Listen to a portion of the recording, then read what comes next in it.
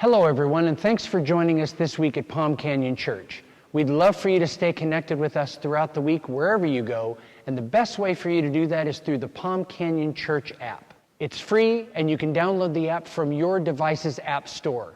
Stay tuned for Senior Pastor Bill Martin and this week's message. All right, hey, welcome to church today. So glad you're here and you've chosen to make this a part of your weekend activities. We're here to experience God, and you know, if church isn't something that you normally do, I want you to know this is going to be a different experience. It probably has already been a different experience. I don't care what your needs are, God is great enough to meet those needs. And you know, I've been praying throughout the week that God would just demonstrate His power. Some of you need something big in your life, and God is a worker of big things, and we just want to pray about that. But let me pray for us today. Father, we do thank you that there's nothing too difficult for you. No matter what it is that we are facing at this very moment, Lord, there is nothing too difficult for you, nothing too big for you. And we bring our big things to you, Lord, whether they be relationship things, whether they be health things, Lord, whether they be emotional things, money things, work things, Lord, kid things. I just pray in the name of Jesus that you today will do something significant in every one of our lives, Lord. May we experience your power. May you manifest miracles even in our midst. And I ask that in Jesus' name. Amen. Well, some of you, you might have a child graduating. By the way, just so you know, as Carrie mentioned the app, if you've never gone to the I'm New Here page, whether you're brand new or not, it doesn't matter. Like if we would not have your email address. For example, I sent an email out on Friday afternoon. If you did not get that email, then we don't have your email address, and we would love to have that. We're not hounding you, and the reason I send out an email every now and then is so we're not hounding you through your cell phone with notifications. So. But you know, some of you have kids that are graduating. This next week, or this week is a big graduation week, at least for schools in Moreno Valley. Some schools have already graduated. I ask if you as a parent or you as a student, if you as a parent had a child graduating, or if you were a student and you were graduating, to give me some information. Some of you gave that information to Jake. That's cool.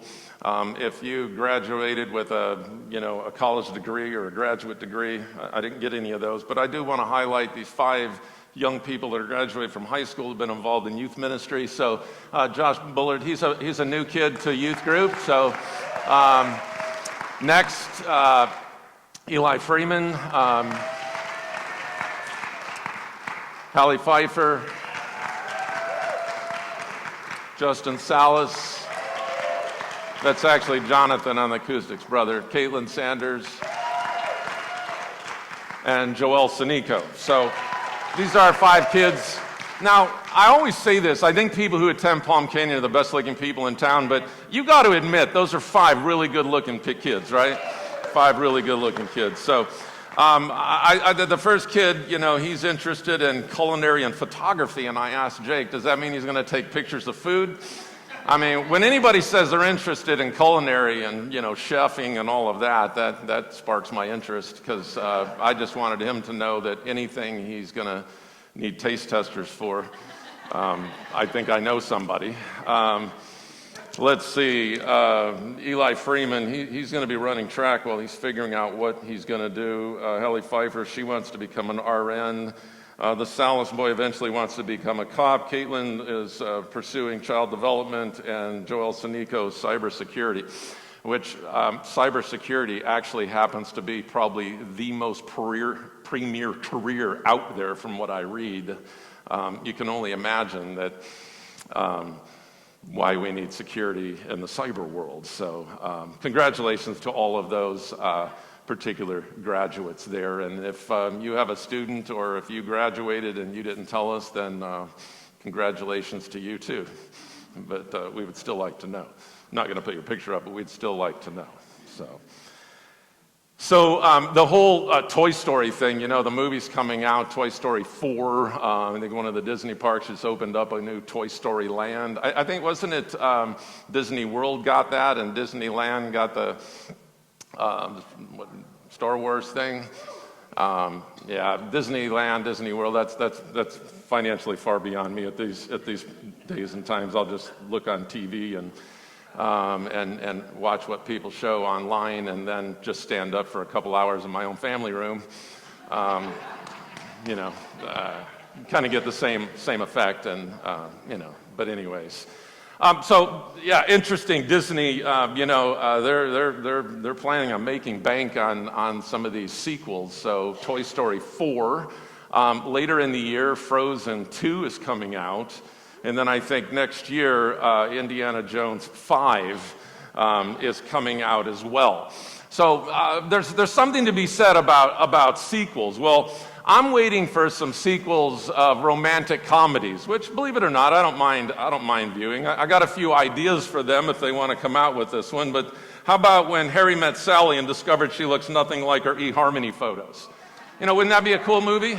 That would be great. Or how about Runaway Bridal Expenses? That would be a good one. Or how about Love Handles Actually? That could be a good one as well. So those are just some ideas. I don't know whether they'll take me up on those, but at least there are some thoughts there. Relationships between husbands and wives are very interesting, and the dynamics are quite complicated. And I find that spouses say things to each other that they probably wouldn't say to other people. Sometimes spouses use tones toward each other that they wouldn't use toward someone else. So this one guy was in the shower one day, and realized, while his wife was gone, and realized that he heard a noise in the kitchen. So he got out of the shower, buck naked, grabbed his 1903 heirloom rifle, which, by the way, no longer works, and he slowly crept downstairs, forgetting the fact that he was actually in his birthday suit. Well, when he turned around the corner with his gun raised, he discovered that it was his wife actually loading the dishwasher. She was startled. She turned around and said to him, "What are you doing?" And he said, "Well, I thought there was an intruder, so I came down to scare him." She looked closely at the contours of his doughy, naked body and mumbled, "You didn't need the gun." You see what I mean? Wives can say some things sometimes that, are quite hurtful. But I mean, men, they kind of, they got their thing coming, because a friend once said, when I married Donna, I could put both hands around her waist. And then pointing at his now full-figured wife, he boasted, "Now look how much I got." That's what I call an investment. So it is, it is a little bit complicated. Okay, now, you women will laugh at putting a man down anytime. Women are strange.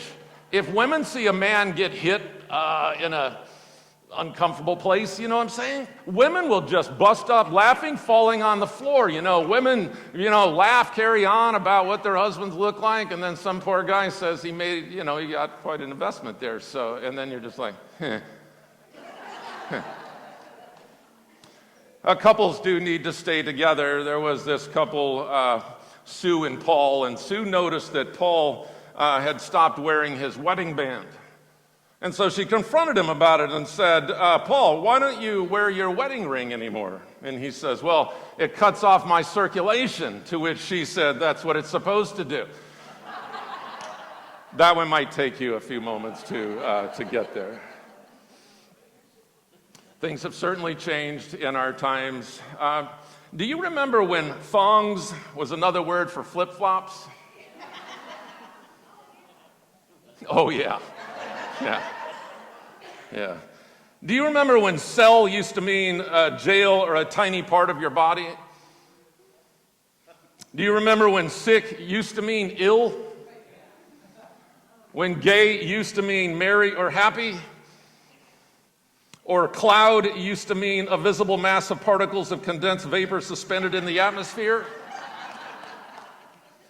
or when follow meant to come behind someone or something, or when a tweet was actually a chirping noise. Do you remember, though, when a hookup meant something you would get water and electricity at a campsite? That was a hookup. Obviously not many campers here. That's okay. Listen, I don't camp where they have hookups either, because my theory is if you have to pay to camp, you're not really camping. Just stay home. If you're out in an area where they don't charge you, now you're camping. But that's just me. Hookup is no longer about getting water and electricity at a campsite. Hookup now means to meet for sex. Some of you might not be aware of that term hookup, and so I would just suggest to you that you be very careful in how you use the term hookup, right? But we live in a hookup culture where sexuality is all the rage. Whether it's an act of sex, or a person's sexual feelings, or a person's sexual orientation, our culture is all about sex. And gone are any boundaries, having us believe that sex for marriage is just too restrictive, takes away all the joy. It's really just an outdated notion that doesn't apply to us today. By and large, I think our culture's view of sex is divorced from any true relationship, divorced from affection, and divorced from commitment. It's just a physical act, right? So our culture would say. But that would be like saying that sex is the same thing as eating a really good steak or riding a carnival ride. Just something that's thrilling physically for a few moments, but doesn't ultimately affect my heart and spirit. Okay. Now, yeah. Just by the way, I don't know who did that, and but that really throws me off. But anyway, especially when I'm giving you a sex talk. I know some of you might have tuned out and tried to watch the World Cup soccer match in France, but this will be good for you. Now, things didn't always used to be this way, because prior to the 1920s, there wasn't really a hookup culture like we have today. But something happened during the 1920s. During the 1920s, there was an upsurge of automobiles, and entertainment such as movie theaters came into existence. And so now, instead of courting at home under your parents' watchful eye, young adults began to leave the home and were able to explore their sexuality more freely. And by the time we got to the 1960s, young adults became even more sexually liberated with the rise of feminism and the widespread availability of birth control and the growth of sex-integrated college party events. And now today, with media's portrayal of sexuality being a primary source of sex education, this permissive, no-strings-attached sexual behavior outside of traditional marriage has become increasingly typical and socially acceptable.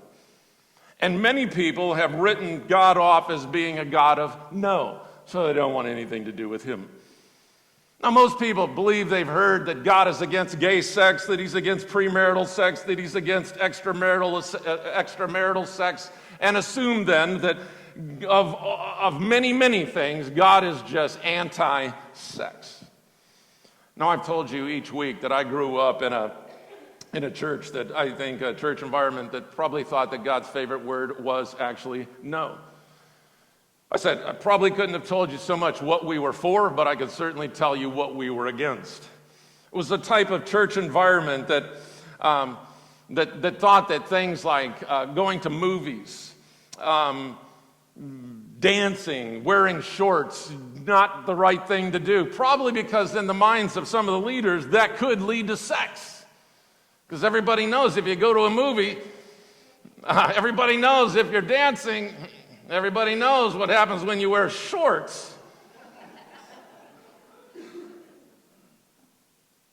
Now, that's not to say that some people's shorts are not too short, but that's for a whole nother day, right? I don't want to get into that.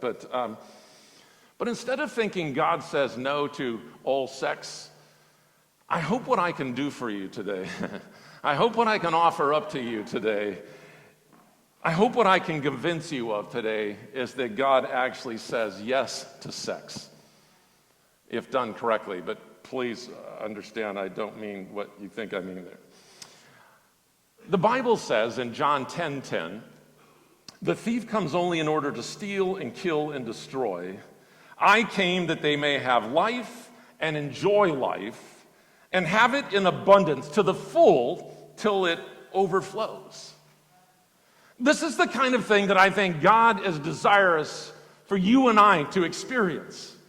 But what happens in church world often is we spend more time with sin management than we do promoting the idea that God wants us all to live a life to the max, life to the full, life in abundance.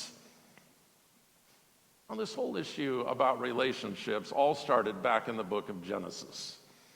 In Genesis 2:24 is where that famous wedding passage comes from that says that a man leaves his father and mother. You know this one? A man leaves his father and mother and is joined to his wife. And the two are united into one, or the two become one flesh. We've probably all heard that somewhere along the line.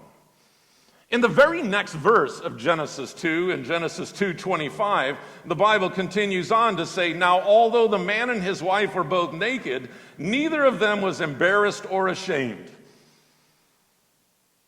Now this is truly a reference to sex and to say that Adam and Eve's sex life was perfect. Adam and Eve's sex life was perfect. Now, we've discovered some realities along the way, and some of these realities are realities that I think we should probably grasp from the Scripture. Some of these realities are things that we, kind of picked up from culture. But, there's some. I just want to spend some time talking to you about some sex education realities.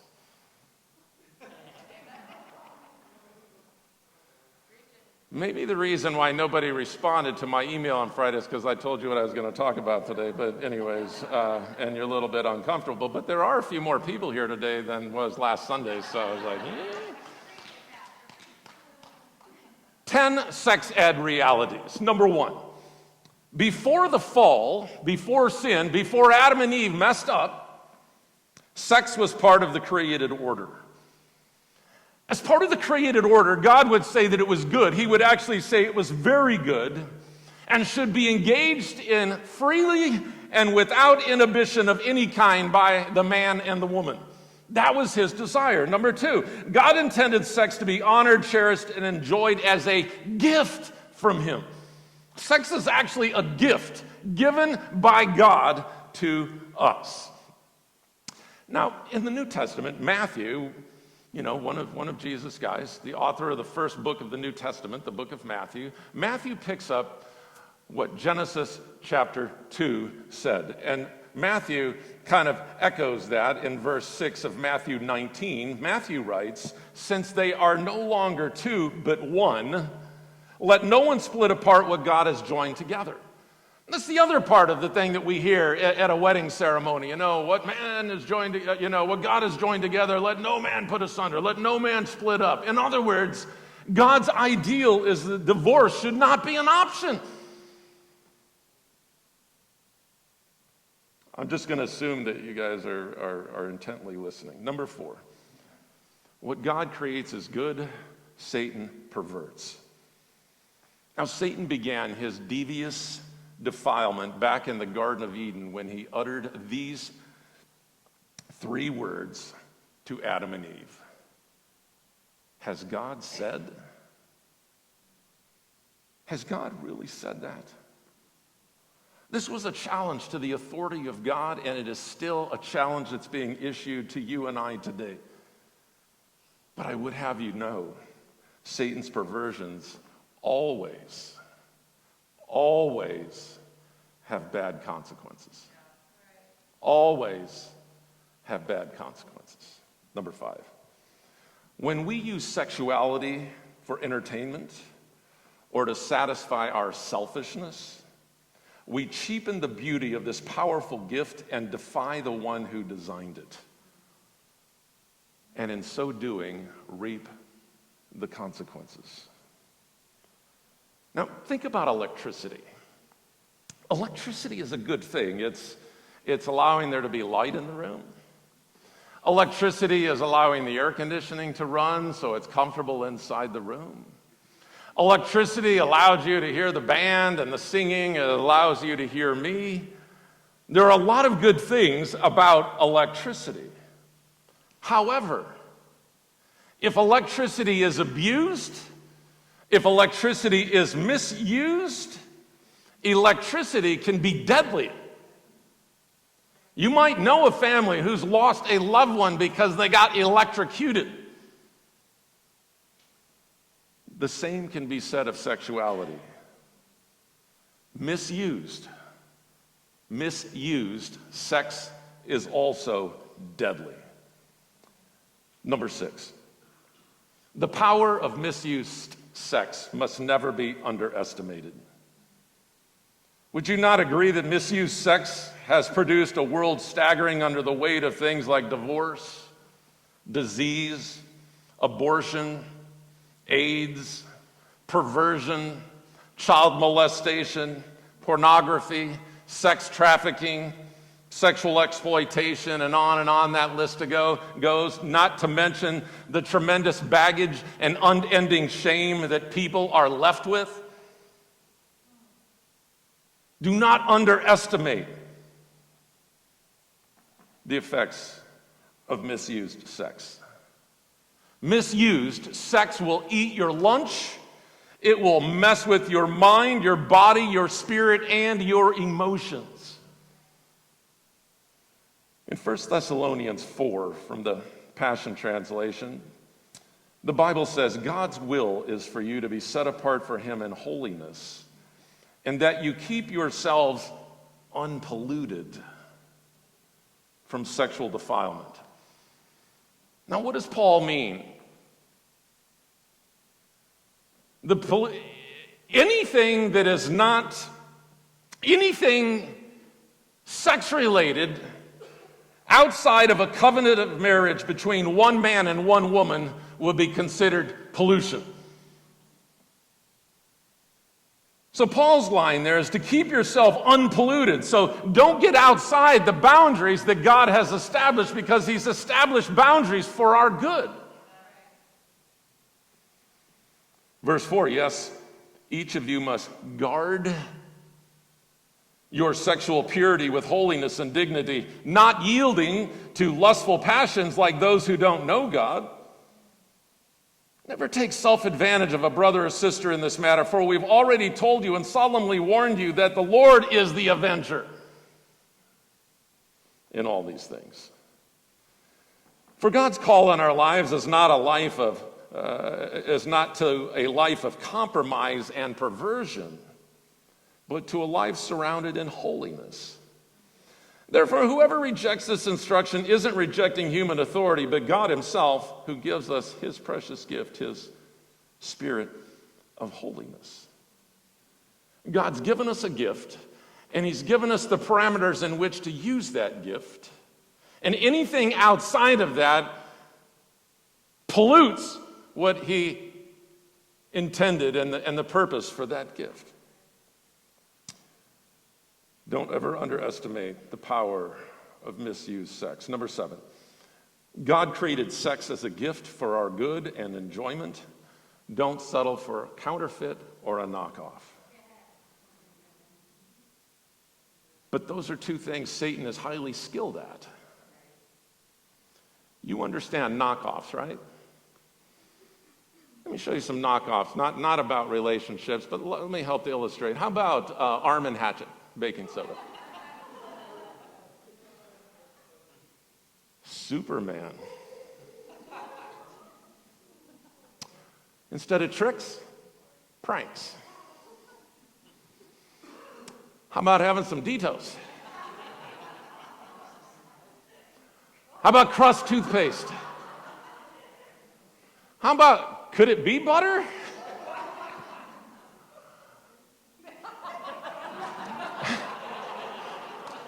Be gay. Or how about cream betweens? Sunbucks coffee. Or this is kind of interesting. I don't know if you can read it. Microsoft Bimbos. We understand counterfeits and we understand knockoffs. Now, Satan is highly skilled at counterfeits and knockoffs, and we've got to guard ourselves against them. God created something good. He created something for our enjoyment, something that had a purpose, and Satan is coming along and offered us something else. But don't settle for a knockoff when you can have the real thing. Instead of Microsoft Bimbos, go buy yourself Microsoft Windows.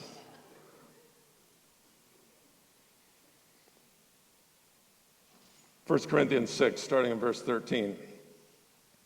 The body is only a temporary thing, but that's no excuse for stuffing your body with food or indulging it with sex. Since the master honors you with a body, honor him with your body. God honored the master's body by raising it from the grave. He'll treat yours with the same resurrection power. Until that time, remember that your bodies are created with the same dignity as the master's body. Listen, you are not a piece of meat. Right? You're not trash, you're not garbage. Don't treat yourself like trash and garbage. You wouldn't take the master's body off to a whorehouse, would you? I should hope not. There's more to sex than mere skin on skin. It's just a physical thing, right? There's more to it than skin on skin. Sex is as much spiritual mystery as physical fact. As written in Scripture, the two become one. Since we want to become spiritually one with the Master, we must not pursue the kind of sex that avoids commitment and intimacy, leaving us more lonely than ever, the kind of sex that can never become one. There is a sense in which sexual sins are different from all others. In sexual sin, we violate the sacredness of our own bodies, these bodies that were made for God-given and God-modeled love, for becoming one with another. Or didn't you realize that your body is a sacred place, the place of the Holy Spirit? Don't you see that you can't live however you please, squandering what God paid such a high price for? The physical part of you is not some piece of property belonging to the spiritual part of you. God owns the whole works, so let people see God in and through your body. Number 8. God's design for human sexuality, as revealed in the Bible, is that sexual intimacy is intended to be a physical and emotional expression of love and commitment between a man and a woman within the covenant relationship of marriage.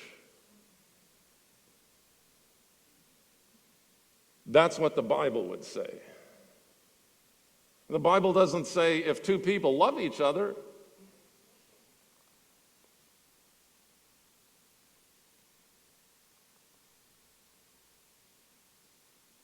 if there's one man and one woman who have been joined together in a covenant relationship of marriage, not living together, shacking up together,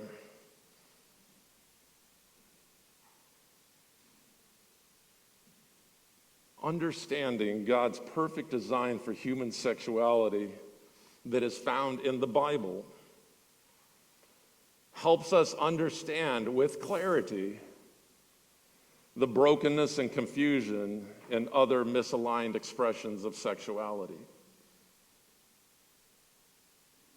Number 9, God's restrictions and commands are not designed to put a damper on sexual enjoyment, but in fact to increase our satisfaction and joy in the gift that He has made.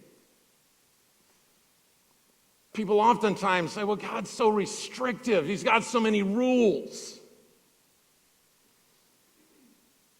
Actually, God's what you would call restrictions or His commandments are simply an expression of His desire for you and I to know the goodness of His plan and the blessings that are ours when we follow His plan.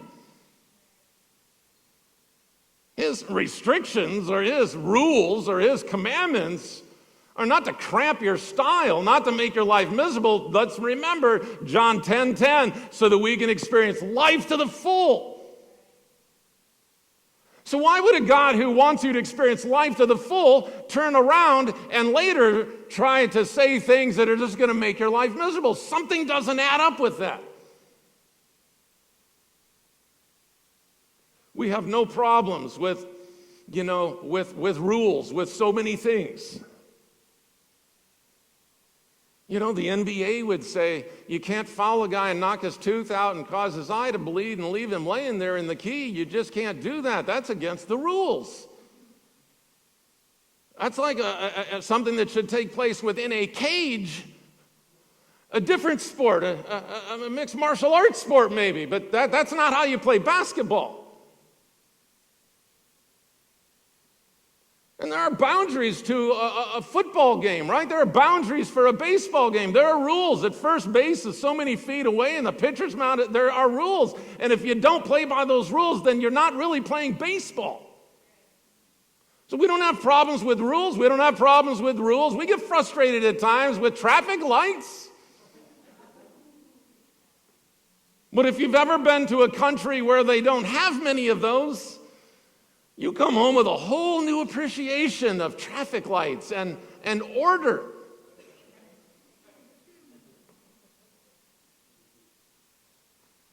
We don't have problems with rules in so many areas, but then all of a sudden, when it comes to sex, it's like, I have way too many rules.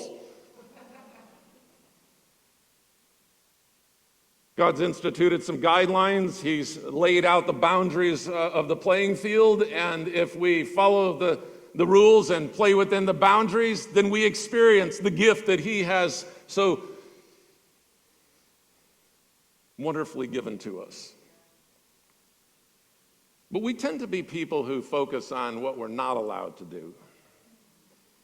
And we tend to focus on what we are not supposed to do, instead of focusing on the blessings that God intends for us. Now, this is going to come into play for you who are parents who still have children living at home.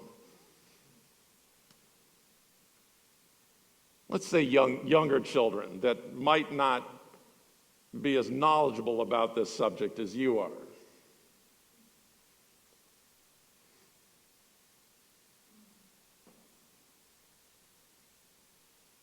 And your daughter's boyfriend comes over one day. And they're laying on your couch, tangled up like pasta noodles.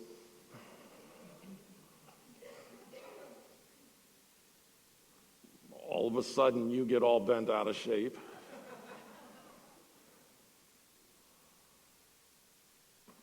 And you say to your kid, you gotta be careful. Sex is not a good thing. You'll go to hell if you have sex with him. You'll get a disease if you have sex with him.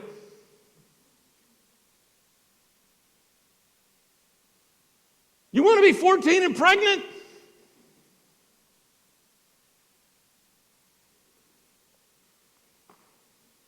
And I think unintentionally, but unintentionally we are communicating what shouldn't be done. And instead of trying to communicate the beauty of the subject matter. I think I grew up in an environment, and maybe even at home too. I didn't grow up in an environment where my parents hugged, kissed, held hands publicly. I didn't grow up with that. And I think there was probably a part of me that came away with that. Whether anybody ever said this or not, I think I came away with that thinking sex is bad and sex is dirty.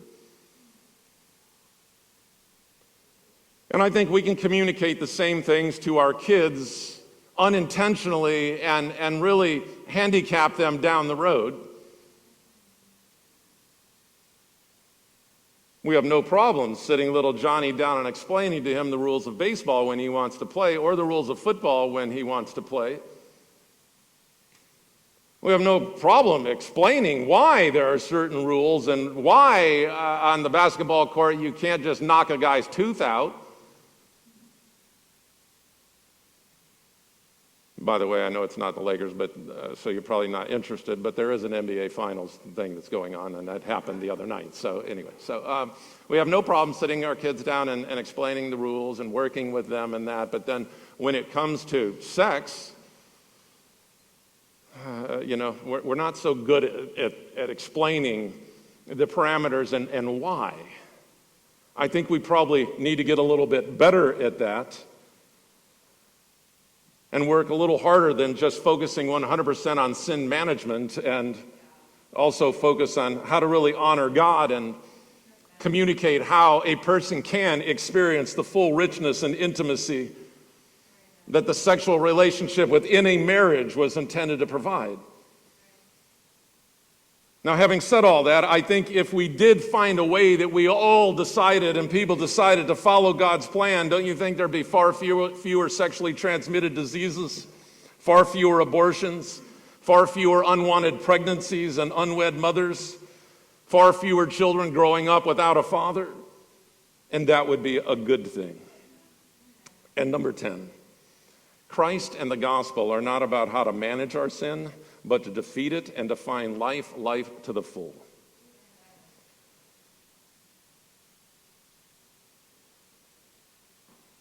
God's not anti-sex.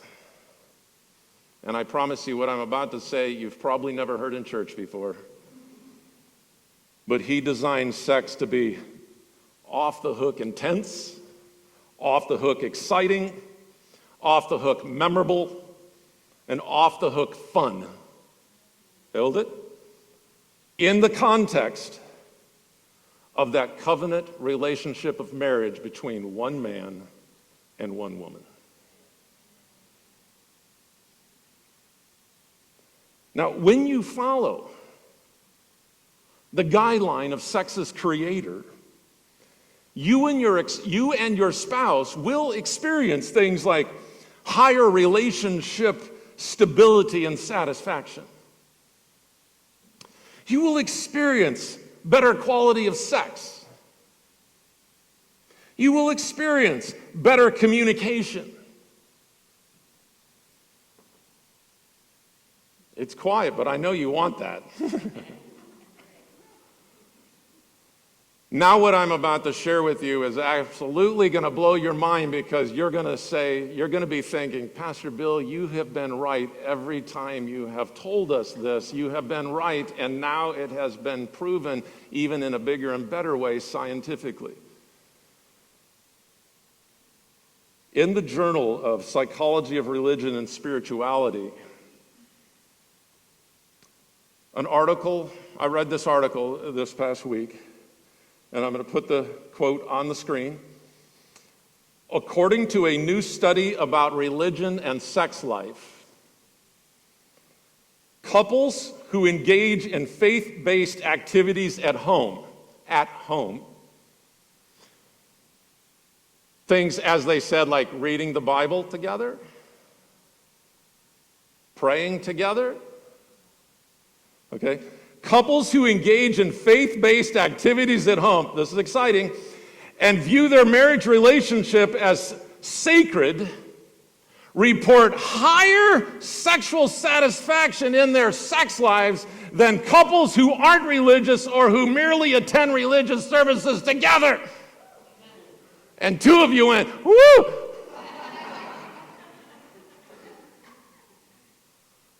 What the study shows is just sitting here together in church, it's a good thing. Other studies show that your marriage will probably stay together.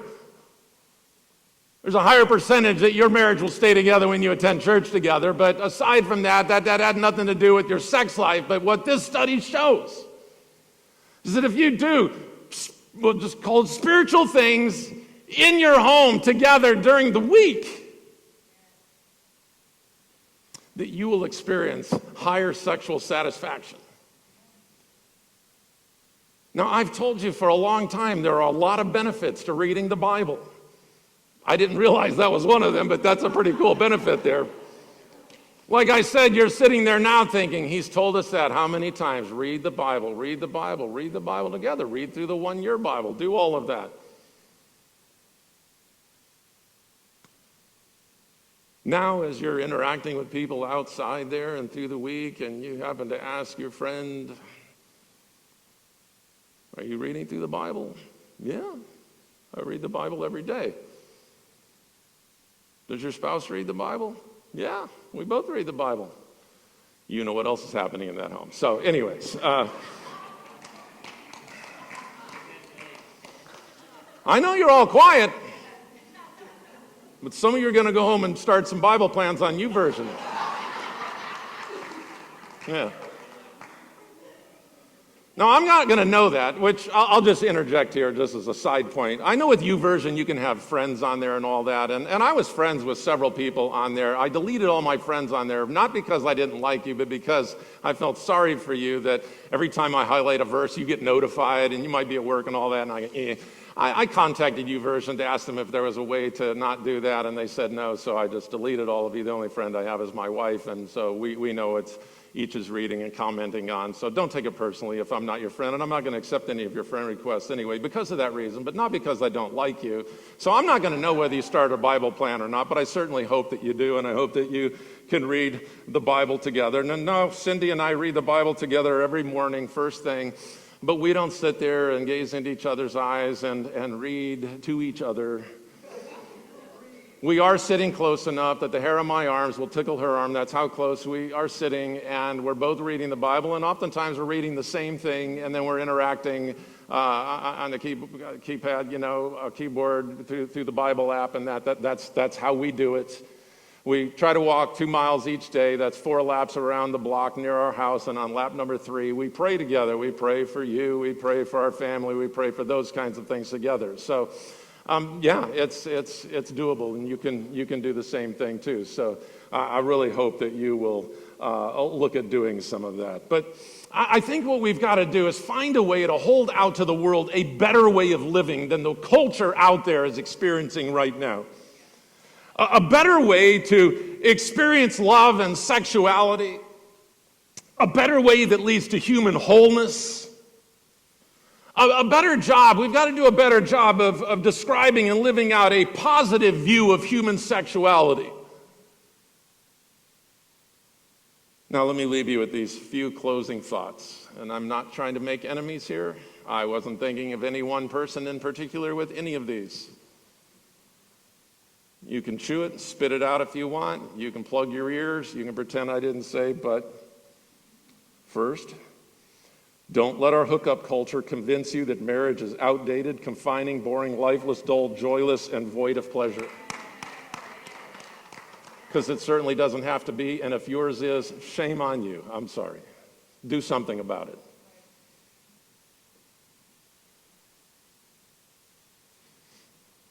My wife and I, we go on vacation together every year, by ourselves.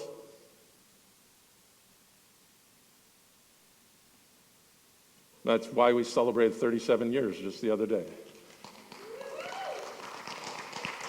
So, make an investment. Second of all, don't let our hookup culture convince you that marriage is optional.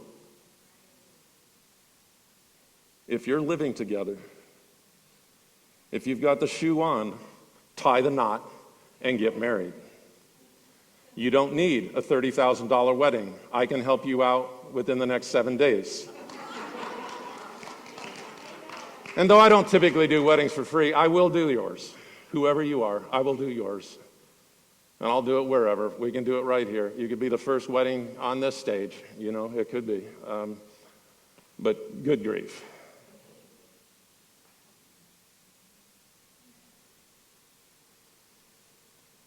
If your marriage is struggling,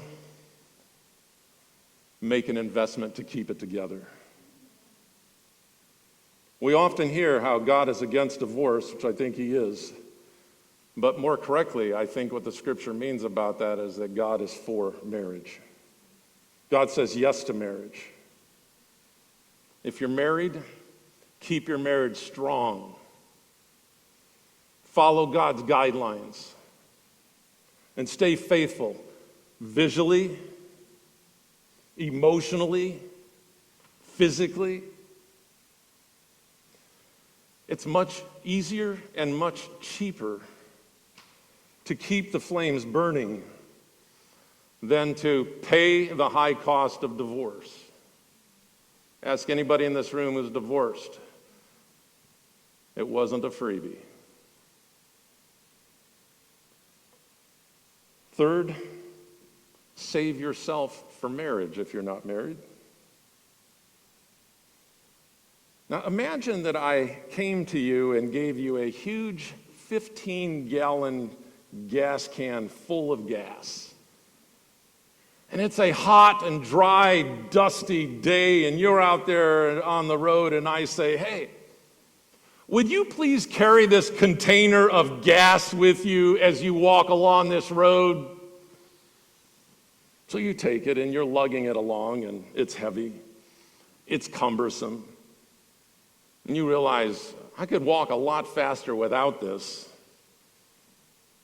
And furthermore, you have no idea why you even have it and how you got suckered into this. And you're wondering, what am I going to do with this? You're thinking, this is heavy. Maybe I should pour some of it out. I don't need all this. What am I doing with this thing anyway? Now, you'll be frustrated. You'll probably lose heart along the way because that task to you just seems like drudgery. But imagine if the scenario changed. Imagine that I come to you. Now, it's still a hot and dry, dusty day. It's still a long road. And I came with that same container, 15-gallon container, full of gas. It's still heavy and all. And I ask if you would carry it. And then I tell you, 3 miles down the road is a brand new Lexus. Here are the keys. It's out of gas. But if you'll fill it with this gas, it's yours. Well, now all of a sudden, you're going to be walking down that hot, dry, dusty road a little bit differently. There's going to be a little bit of jump in your step. And if someone pulls up or comes up alongside of you and said, hey, could you share a little of that gas with me? You'll be saying, get behind me, Satan. Step away from the gas. This is mine, and it's for a purpose. You see, there's a goal, there's a purpose. And you understand that. And so it makes it worth it to carry that fuel 3 miles down a hot, dusty road. Now, the same thing is true as it relates to your sexuality. God has a purpose for you. He has a purpose, believe it or not, for your sex drive. Your sex drive is not all about you. It's also about God's good plan. Now, if you're single, you might be wondering if your sex drive isn't some sort of cosmic joke from God.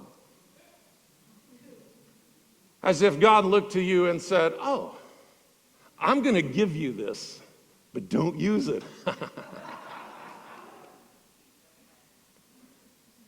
No, it's not a joke. It's part of God's wonderful plan, believe it or not. You need to save it. Now, guys, let me just speak to the guys here for a moment, because that's all I can personally relate to. Guys, we should be thankful for our sex drives. Because if we didn't have a sex drive, we would probably never get off the couch.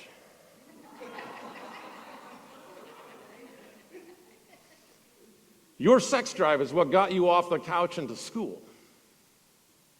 Your sex drive is what gets you to get a job.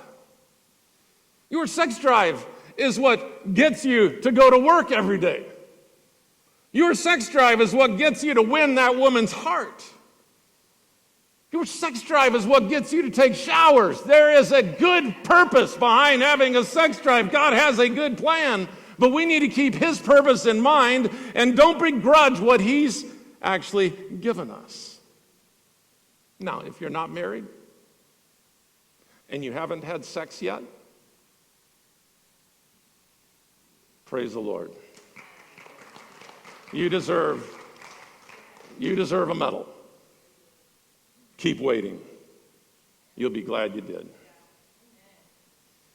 If you've already had sex outside of marriage,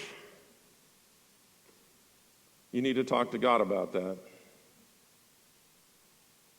He wants to forgive you, and He wants to give you a fresh start.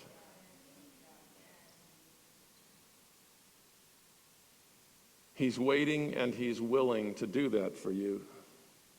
You say, why? Because He's crazy about you and He loves you. Number 4, God's way is the best way. Why would you want to settle for less than the best? And finally, sex is a good thing. And the only way to keep it a good thing is to follow God's guidelines. And when you do, have lots of it.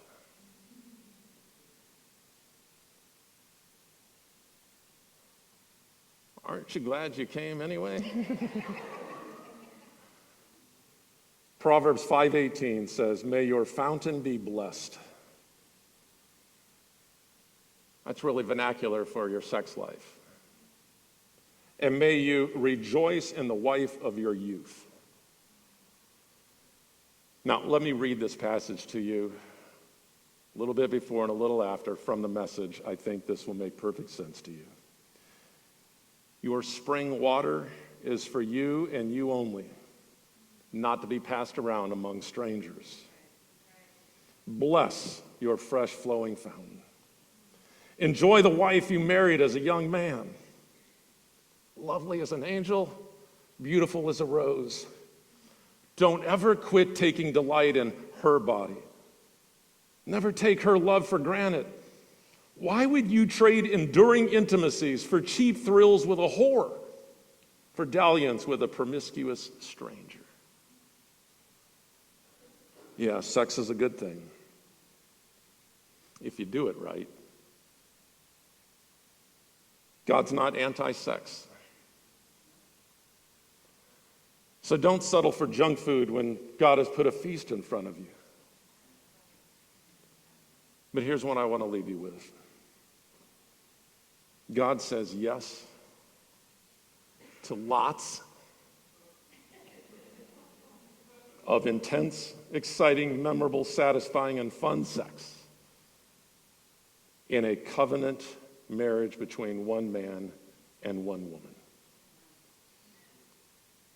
That's how you live off the hook in a hookup culture. Let's pray.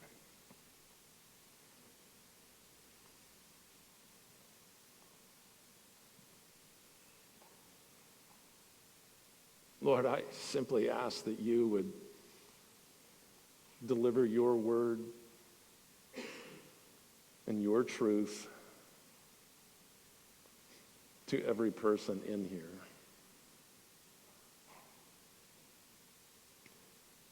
And that you would show us what we need to do.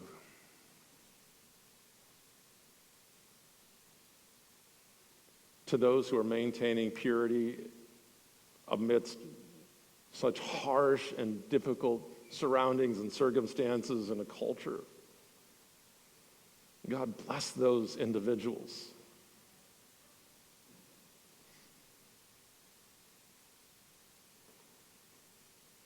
Those who have become sexually active before they're actually married.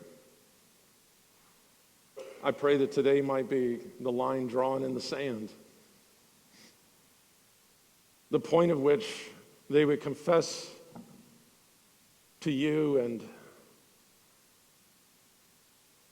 repent and make a turnaround and decide from this point forward to be sexually pure. I pray for those people who are married that, Lord, their sex lives would be 100 times better than they were prior to coming into this room.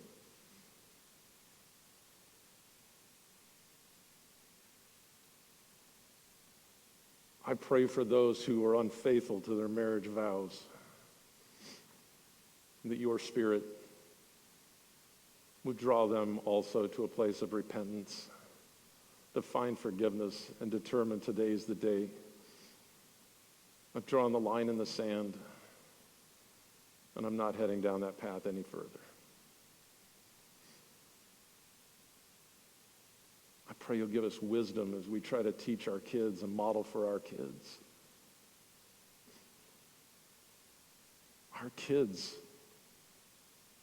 are and will have a much more difficult job of remaining sexually pure than any of us ever thought we had.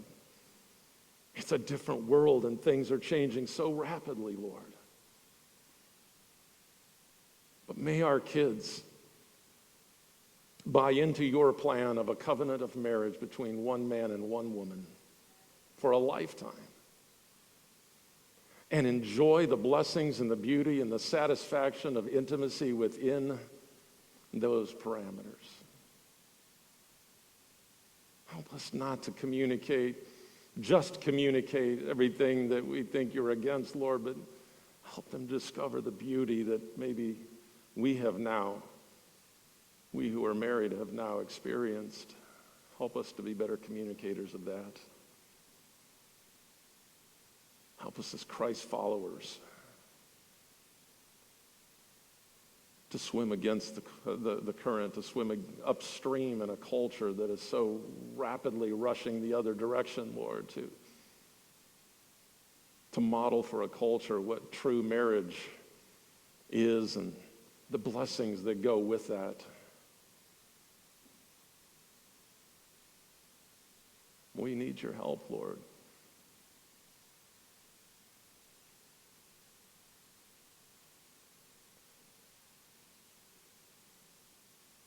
You see, we all need God. Without the strength of God, I'm not sure how anybody doesn't get sucked up into the flow of culture.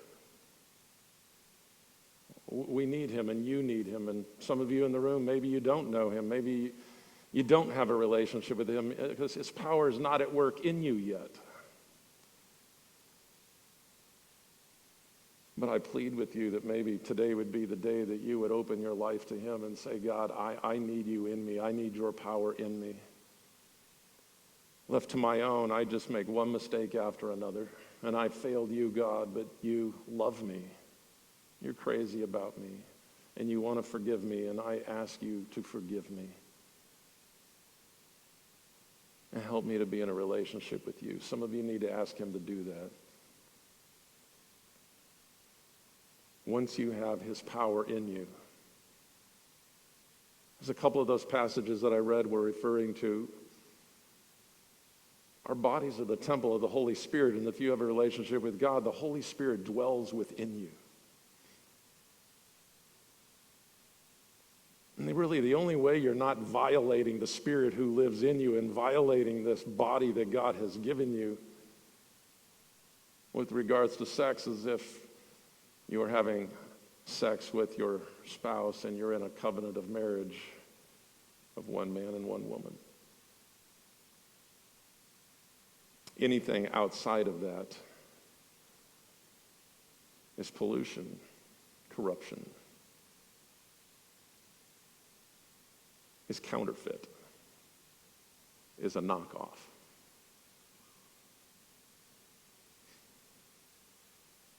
And why settle for that when God offers you his absolute best, genuinely produced by him?